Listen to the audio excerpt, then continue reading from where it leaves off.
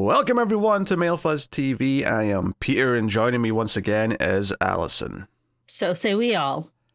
This is going to be our review of Battlestar Galactica. It's Season 1, Episode 5. It's called You Can't Go Home Again. Spoilers for the episode, as always. So, yes, and this is a rewatch journey. I probably should say that at the start of every show, that we have seen it before, just to give full context here. But, yeah, so this is the second half of a two-parter. First half, Starbuck and Adama left in pretty cold terms after Adama learned that she passed Zach, his son, for flight when she shouldn't have, which led to his death, and she went crashing down onto what turns out to be a moon in this episode and is stranded. So this episode largely revolves around everyone trying to find her. She is missing in action and they're trying to rescue her, but there's also, it's taking up resources. There's a chance the Cylons are going to show up any minute now. There's a lot of reasons why they should abandon her and just leave, but Adama and Apollo are both determined to find her. So what did you think of this one? Well, I think it's a great episode. On this rewatch, I think I found it actually surprisingly simple. It's maybe more straightforward because there's such a clear objective and there are maybe fewer different subplots going on, or we just see little hints of other things going on in the episode. I like this episode back in the day, and I still like it a lot now. I like that it's so focused and so straightforward. I think it keeps things moving at a nice pace, and it doesn't feel bogged down. I mean, we do get 2 helo scenes this week, so I mean they're splashing out on that front, but otherwise it's all about this search for Kara, and because it kind of splits into 2 plots in a way anyway, even though they're related. Which is, one is her on the ground trying to survive, and then the other one is everyone back up in the ships and their determination to find her, and the conflicts that arise from that, where Ty is the one who's like, we're wasting a lot of fuel here. We're maybe making the fleet a little bit vulnerable here. Maybe we should go on. And because of all the stuff that happened last episode, and because Adama is now faced with possibly losing her, it kind of very quickly turns into his determination to get her back. And I'm sure that's like a bundle of different things going on there. One is that if she dies, the last thing he ever said to her was, walk out of here while you still can, which is a very nasty thing to be your final words to Pretty someone. Ominous. And then, you've also got this idea of like, yeah, she is a connection to his son that he lost, and that's brought up as well during the episode. So no, there's a lot of good stuff going on here character-wise. It's almost like the last episode was a little bit messy and setting all of it up, but this episode gets to reap the rewards of just doing all the raw emotion and all the feel-good moments of things coming together by the end. Because I think even on a first watch, I don't think I ever expected Starbuck to not make it out of this episode, but it was just more about, how do we get to that point? How does she do that? And the way she does it's actually pretty fun. If we want to start there, down on the moon, and her search for survival. Yeah, and not to spoil anything, but this actually is foreshadowing or leads to other important plot developments later on in the season. Oh, sure. Yeah.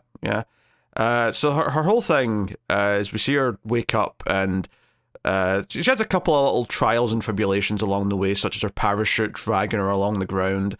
It's more the details here that I like. She has like a little glow stick thing that tests the air, because she can't check it, like, because up in the ship, like, Gaeta does some analysis of the moon, and he's like, oh, it's got some argon, it's got some this, it's got some that.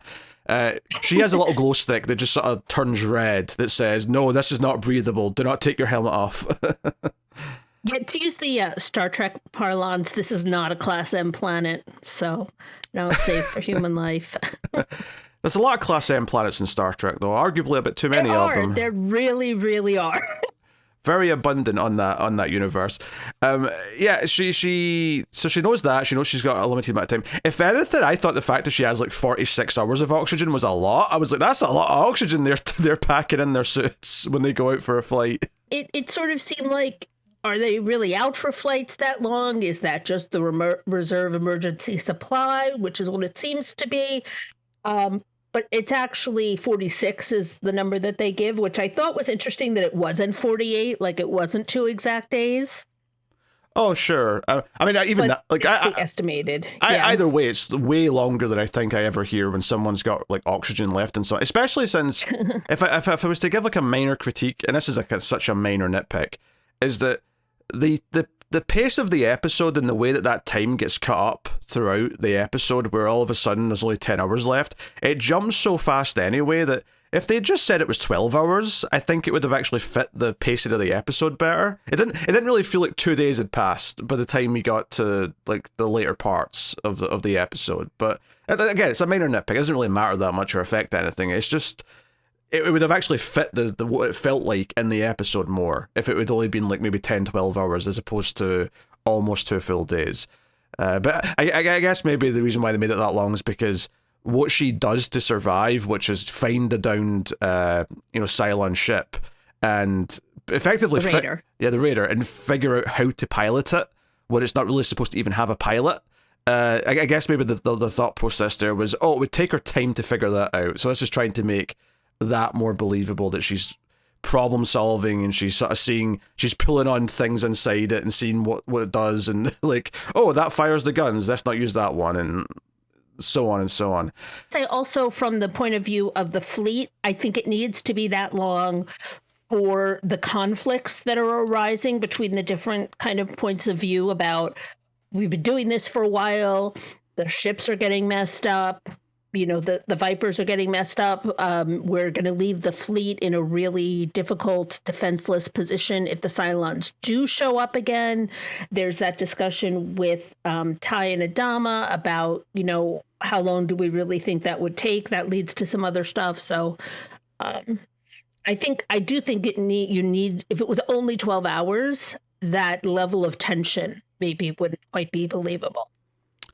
I can see it from that side. I do wonder though if you could wrap that up in some other way. Like, I don't know, maybe it's for some reason, like they know the Cylons are going to be back sooner than whatever. So it's like, no, we're actually risking the fleet or something. But admittedly, it was such a minor nitpick though, because it wasn't like, it was really just the passage of time didn't feel maybe like it matched what they were telling me it was, as opposed to, what it actually was. So very, very minor.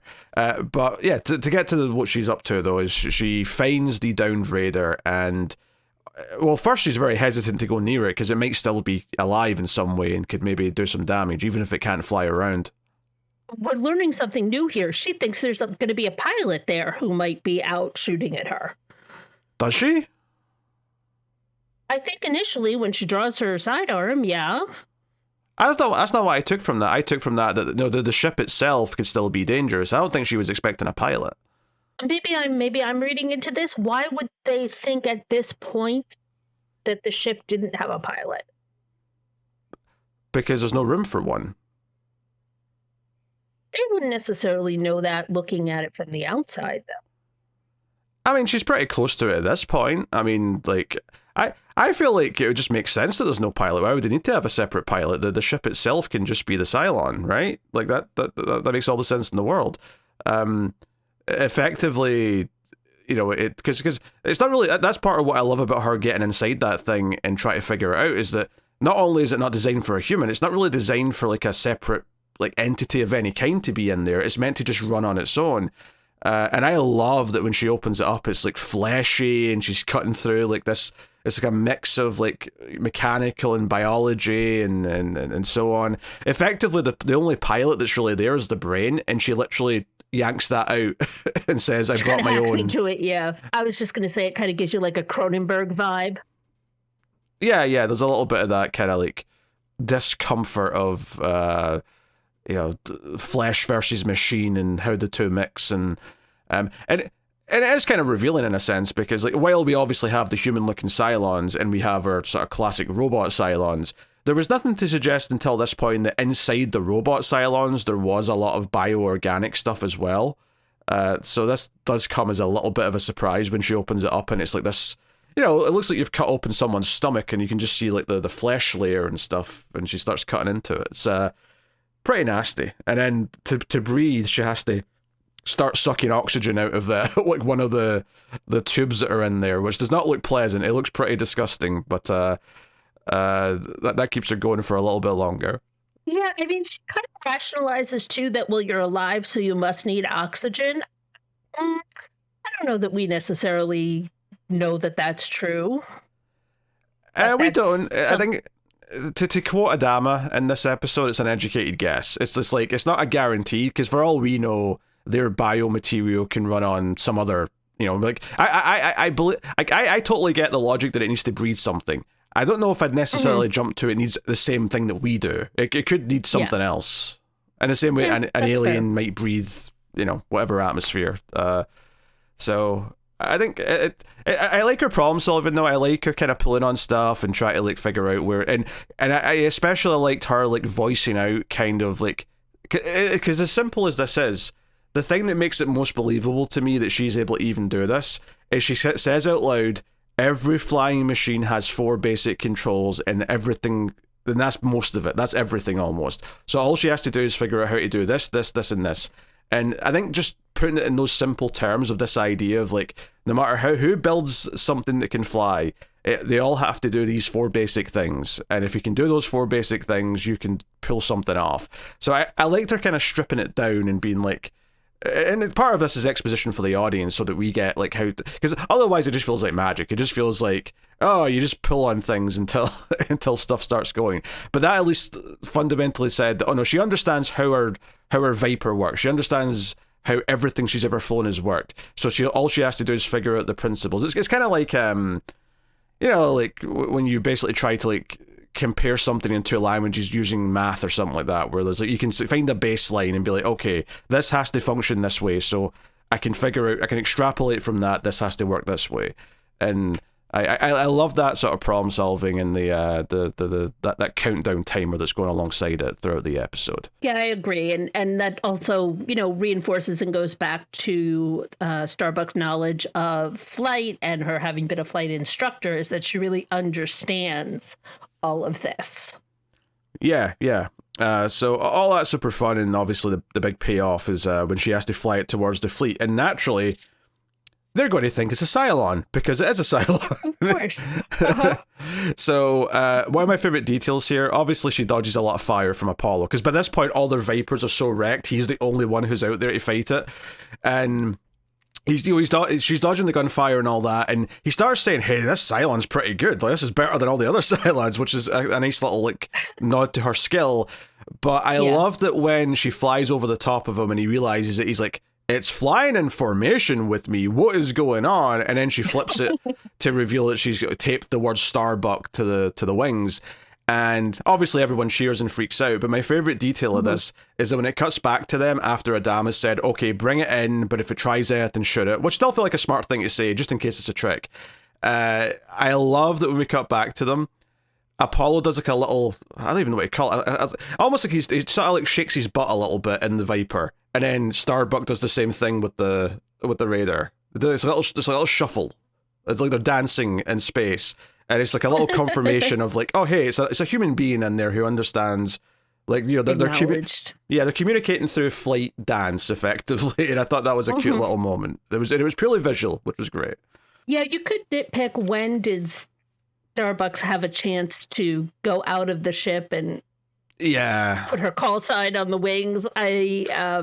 Which obviously is again like a super minor detail, but very smart, of course, because it reinforces who it is. yeah. I mean, I guess you could sit and logic it out if you want and say, she put her helmet back on, just held her breath for like 2 minutes to like tape the words up, but like. I think it would have slowed things down to get like a sequence of her like showing some of this. I did like though that when she plugs the hole into the side of the Raider, she kind of just tries to let the oxygen come out this little tube so it fills the cabin, and she's like, "Oh, I can just breathe in here now," and I'm like, "Oh, that's kind of nice." Admittedly, I'm not so sure how much of a jacket stuffed into the bullet hole is going to help when she's in space, but again, that's not overly questioned. We'll go Yeah, with it. you do have to wonder about the flight mechanics there a little bit, but obviously, because we need her to be talking while she's doing this, to be explaining to us as the audience just a little bit what it is she's actually doing, she can't just be sucking on this oxygen tube the entire time. So Yeah. we need that detail.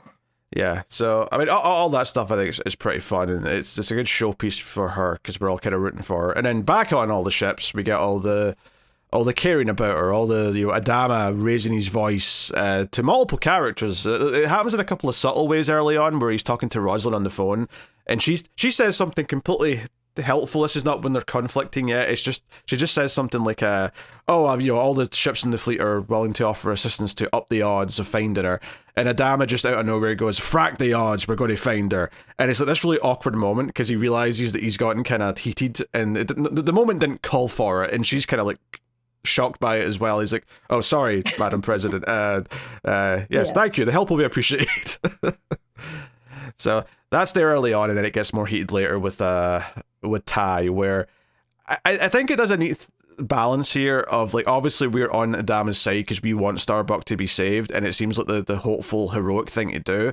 But there's definitely a pivot as the episode goes on where you kind of like do find yourself reluctantly agreeing with Ty that, oh, this is more personal, and he probably is making choices that he shouldn't be making in terms of, devoting more ships, more pilots, more fuel, separating the fleet out in case the Cylons show up. They're going to be screwed because they won't be in a formation to protect the fleet, and all these other things are actually getting riskier and riskier as the show goes on. So it does carry some weight. It's like, because there's a little bit of conflict, I think, as an audience, because Ty doesn't really like Starbuck, so when he starts arguing they should leave her, it maybe sounds a little bit like, yeah, of course he thinks that. He doesn't like her very much. Yeah, I would agree. Initially, when Ty is sort of questioning or challenging Adama and saying, okay, do we really want to work this hard to find her? It feels like it's more the personal on his side. As the episode goes on, and you can kind of see like Gata is sort of not outright saying it, but kind of questioning the use of resources for the ongoing search.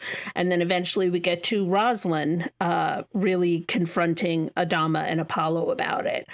We really get to see how difficult it is for all of them. Nobody wants to have her die. Nobody wants her to be missing or, lost in action. But what in balance, I suppose, what is it costing them? Almost half their fuel reserves. The ships are getting messed up in this moon's atmosphere. I particularly like, obviously the big scene with Rosalind's the big payoff to this, because it's, she comes over once she's heard that they're not, because she calls Adam and says sorry about her death, and he's like, what are you talking about? We've not decided that yet. She may have, because it's when Adama starts saying she might have reserve oxygen with her, where it's, and even though we know she's figured out a way to breathe, right? We know she's found another supply of oxygen, but he's just like, oh, maybe she had an extra bottle with her. Like he just starts like making these weird leaps and assumptions, and that's when you really start to see Ty's side of things. And once Rosalind does come over unannounced, she shows up, and Apollo and Adama are together waiting on her, and Adama's like, hey, she's going to push this, and Apollo's like, I'm standing with you. Like, they sort of have this camaraderie together as father and son that they've maybe not had up until this point. But I think what I love about the scene is that when Rosalind comes in and they're expecting to just have the same debate again, she is so prepared and has all of, like, the speech is just ready to go about how unacceptable this all is, and you want to tell me this is a military decision, and sure, it is, but, like, look at how vulnerable everything is. Look at all the ships that are damaged. Look at all the fuel that's been used. Look at all these things. You're putting at risk 45,000+ people. And I know both of you are good soldiers. I know both of you are honorable men. And I don't think you can live with that. And it all wraps up with Apollo, without saying a word to Adama, walks over to the phone, like says, hey, wait for commands. And then he waits for Adama to come over, and Adama has to give the command to kind of start bringing everyone in and getting ready to move on. I do love that she appeals to them in a way that gets through to them where they don't even have to say it. It's like, yeah, they know that they've went too far. And Adama basically admits to Apollo afterwards that, yeah, I was breaking the rules because she's family, which leads to Apollo saying, would you do all this if it was me down there? And Adama's like upset at first and says, do you even have to ask that? And he's like, yeah, I kind of do. And he's like, if it was you down there, we would never leave. And, Apollo's teary-eyed as he's saying this, and he walks off. I think what's so good about that scene is, one, obviously it's them really bonding as father and son in a way that we've not had yet. But two, I really like that it has all this weight to it because they think Starbuck's dead and they think they're leaving her behind. So it's almost like in the wake of another funeral, they're finally having this come out. But then we get to have Starbuck back anyway. But it doesn't feel cheap. It doesn't feel like we're tricking the audience because we already know she's okay. But right. Very true. But to them, it's real. To them, they are abandoning a dead family member out there. And that moment lands has a lot of weight for me. It's so funny that I said in the first part that I really remembered Adama saying, walk out of this cabin while you still can. The second he said, oh, if it was you down there, we'd never leave, that came flooding back to him like, oh man, what a 1-2 punch of like the worst thing you could possibly say in the first half of this two-parter to like the most like emotionally... it's not maybe a happy sentence, but it's happier than the threat was last time. So, no, really great 1-2 punch of scenes there, and it was a great showpiece for Rosalind as well to show how good of a leader she is, how she understands these men, and it was so great to not have like both of them shut up and stop arguing. They just know she's right, and that's just so satisfying to watch for every character in the scene. This is true. I do want to fill in like one other detail with this though, which is that Adama, sends Ty to escort Rosalind to the meeting with him and Apollo. And Ty says, well, it's all about Zach. And Rosalind doesn't have that information. And I think he says it would take 3 months to tell you the whole story. And she says, you got 3 minutes, tell me the story. And that's the information about why they're making it personal that I think really makes the difference when she addresses them, is that it's not why she knows why they're doing this. It's not a question of why they're having so much personal emphasis on trying to save her. So, and Ty approached it and told her in seemingly a more rational, straightforward way than we normally kind of see him have conversations or seemingly have conversations. Yeah, she'd heard of Zach, but she didn't really know. Like, she knew he had a dead son, but that was about it. She didn't really know the details or who was involved or that Starbuck had anything to do with him or anything like that. Now, no, that's a good point because when it shows how quickly she was able to take that information in and effectively call them out in something that they've all been going through. I mean, it's actually quite funny because after the meeting, Apollo says to Adama, I think I have come to terms with Zach's death. I don't think she's right about that. And Adama says, I haven't. Like, he admits it. And I think that's also why that scene lands really well, is that when she calls them out on this stuff, that they've clearly been... that's been the drama for all three of those characters so far in this show. For Starbuck, Adama, and Apollo, it's all been about this backstory with Zach. So having Rosalind say, you have to let that go. This can't be putting everyone at risk, and you know it. Felt almost cathartic to have someone just call them out on it and stop crying about your dead son. As mean as that sounds, like, we have to get going here. So, well, and I think Adama in that moment saying he hasn't gotten over Zach's death is because he's still processing the information about that Kara has just given him about how really he shouldn't have been flying when he should have failed basic flight. He didn't know that before. So maybe a week before he would have said, yes, he was, at least at peace with it. But now it's a fresh wound. I think he would have said that. I think he would have been lying. Does that make sense?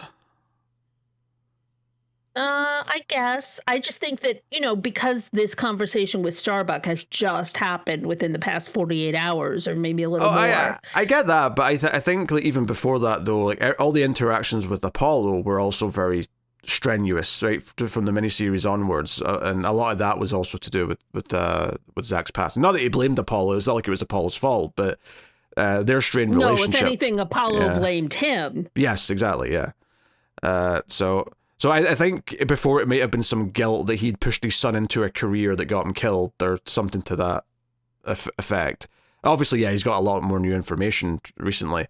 But no, so I think that's a great payoff to all this. And when they do get her back and she's back on the bridge, T-Roll looking at the raider and being like, oh, you're mine now, like was quite funny. I thought he's going to get to pull her apart and tinker and see what makes it tick and all the rest of it.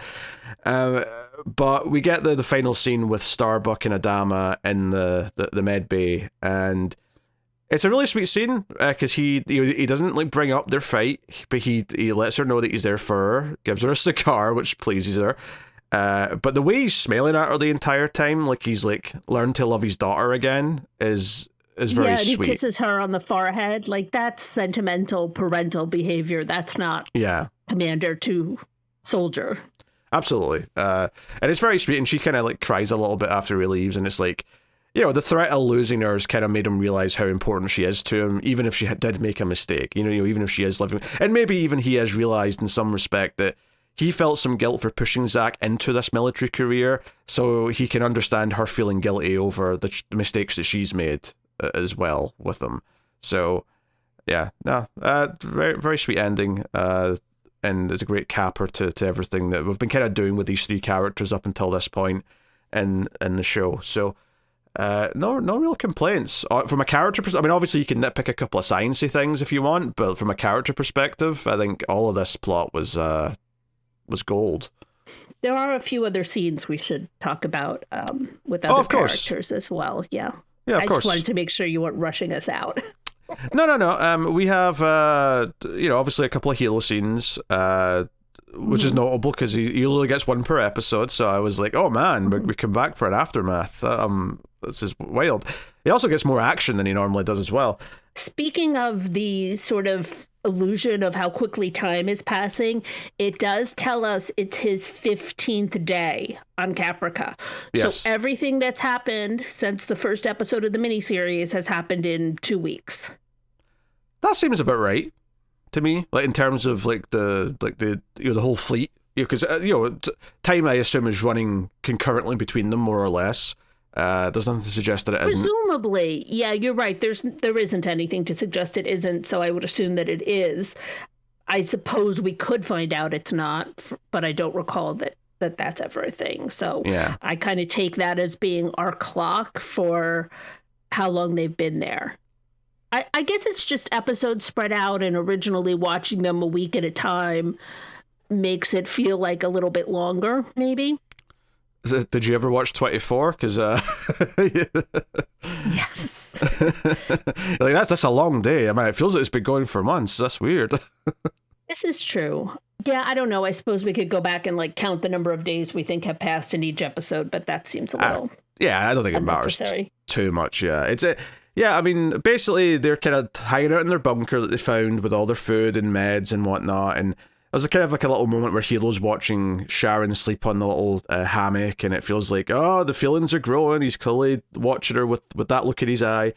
But they kind of acknowledge to each other, we really should leave. We can't just like stay here as if it's home. We have to actually look for a way off the planet or find other people or whatever. So they actually do a really fun little bit for tension here, where he goes up to make breakfast in the little restaurant area that like this bunker's underneath, and he puts some toast in the toaster, and then he hears a noise, and there's like a Cylon's robot going around, and it's behind the frosty glass, and he's hiding. But the genius of it is that he put toast in, so he knows that the toast is going to pop and make a noise, alerting the Cylon that someone else might be here. So we keep getting these dramatic shots of him looking over at the toaster, and the toaster's that you see a little bit of smoke coming out the toaster, and you're like, oh, it's going to pop. It's going to pop. It's such a simple little idea for tension, and he's like, God damn it, I just had to have toast, didn't I? I had to do that to myself. Right before the toast actually pops up, Sharon comes out from the bunker. Yes. All coalesces, and Cylon starts firing. Well, there's actually two Cylons. He takes down one, and then the other one shoots at him as he dives over a counter. And then scene ends, and then when we come back to him, he wakes up, and everything's gone. Sharon's not there either, and it sort of leaves it in this mysterious, like, where is she? Is she okay? You know, he's kind of yelling her name out in the street.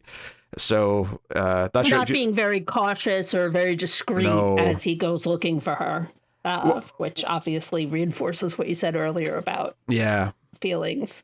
Yeah. Obviously, like his feelings and caring about her being there is more important to him right now, or at the very least, he's not thinking straight because he's just in the rush of emotion yelling her name rather than being tactical about the fact that I need to be hidden and stay quiet or make my head shut off. Now, this is interesting because we know that she's a Cylon and that this is all something they're doing to manipulate him. So clearly they want him to be feeling at his worst so that he'll maybe be relieved when he sees her again and be more willing to do something, perhaps, or maybe be more willing to do something in order to save her.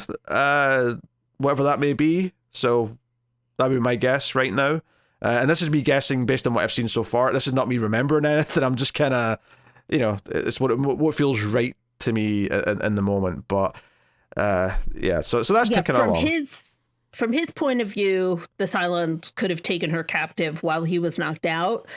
With our additional knowledge, we wonder if she is, gone to report in on what's been going on. Yeah, it feels like maybe this was all like a scapegoat, or like a little show they put on to make him think that this was like normal, when actually it was just an excuse for her to run away and like talk to the other Cylons about, I don't know, he's weird, he likes to butter his toast before he puts it in the toaster or something. I don't know, whatever solid intel they want from her.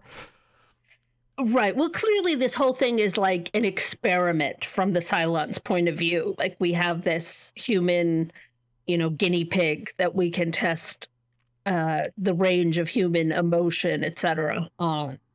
And so this is just another way to do that, I think. Yeah, Heel's really weird. He's like super into anime, and it's just very disturbing. I don't know if all the humans are like that, but it's very upsetting. He's a Gary Busey fan. I mean, he's crazy. That's completely normal, is what that is. Some people are just like a car wreck. You can't look away. That's what all that is. As far as anything else goes, there is one Baltar scene. It's really just a sort of like tie-in to the scene where Rosalind's talking to Adama on the phone. But interestingly, the six in his head, whether she be just that or a beacon from the Cylons, she's like kind of trying to convince Baltar to talk to Rosalind into abandoning the search for Starbuck. I will say this, more than any of the other scenes where Six has been talking to him, felt more like it was just his subconscious than actually potentially real Cylon kind of communication to me. Okay, why this one specifically? I think it was just the way it felt very much like the Cylons could be here, any minute now, and this is putting everyone right. It felt like it was like self-preservation, like his subconscious was trying to tell him a convincing argument to make so that he could talk Rosalind into leaving. But I do appreciate that he did acknowledge that he knows Starbuck, that he's met her, and that's like a detail that comes up. But I don't know. I mean, I'm not saying that this has convinced me one way or the other. It felt a bit more like that compared to normal, where it felt like the things that are being said to him are a bit more mysterious and perhaps like benefits the Cylons in some ways as well, whereas this was purely about, this will save my bacon kind of thing. Yeah, so she, in his mind, is saying, how long do you think it's going to take the Cylons to look for these missing raiders?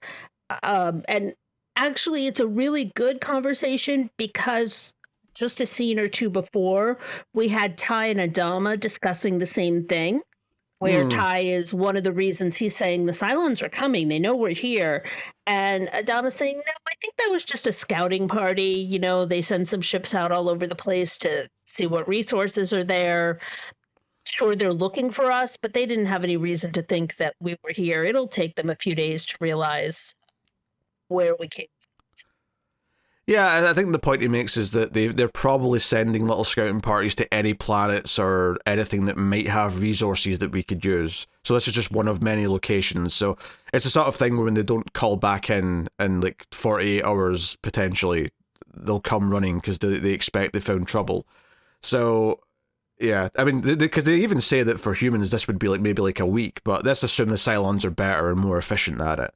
So we'll assume that we've got maybe a couple of days at most. So, again, that was the educated guessing, because Ty's like, hey, we're making a lot of assumptions, and he's like, nope, educated guesses, and I'm like, they sound reasonable enough so far. Like I said, Adama sounds like he's grasping at straws a little bit in the back half of the episode, but he kind of admits that in that scene with Apollo, so, it's, again, building up the threat of the Cylons, and just kind of keeping some of these characters ticking over who don't necessarily have as much focus this episode, so, right. But this was very much a two-parter about Starbuck and to an extent Adama and Apollo, so they got all the lion's share here. But they kept us reminded of characters like Baltar and others. So, no. And we do see Boomer and Crashdown rescued Hot Dog in the first scene, the pilot right, yeah. Kara was training, and when he is brought back into the bay, the docks, Lee gives him like a flight pin saying he's earned his wings, which was something that would have meant a lot a day ago, but in this moment, it's just he's too shell shocked almost to process it. Yeah, I'm also going to call this out and say I don't think he has earned it yet. I feel like one fight is not enough to say he's qualified. I think he's got some learning still to do. Come on now. He probably does. They probably all do, but just the fact that he was brave enough to, when Starbuck had ordered them back, he said, "No, I'm not going to leave my commander behind," and really tried to help and didn't flee the fight. He stood up for what he thought was right in that moment. So he's been rewarded for disobeying a direct order, is what you're saying? Well, I would argue there's a conflict in the orders because Kara had previously given those other instructions. I'm just giving you shit. I'm not being serious. Yeah, I mean, it's a funny little moment. I kind of forgot about it, obviously once we get into all the Starbucks stuff. But that's the little opening at the start, and then I think it's a very good episode. I think it's probably the best episode at least since 33. I think you could debate between this and 33 which one's the best, but I think this is the strongest one since then for sure. Yes, also continuing our trend of the odd-numbered episodes being a little stronger than the even-numbered episodes. So you're not looking forward to next week's episode, then, is what you're telling me? No, I'm still looking forward to it. It'll just be interesting to see if, if this is like an ebb and flow kind of thing, if some of the in-between episodes are the ones where maybe they deliberately paced it where certain ones are more action-heavy and we're going to balance those with ones that are a little calmer on that front, and those are the ones that maybe don't seem quite as exciting.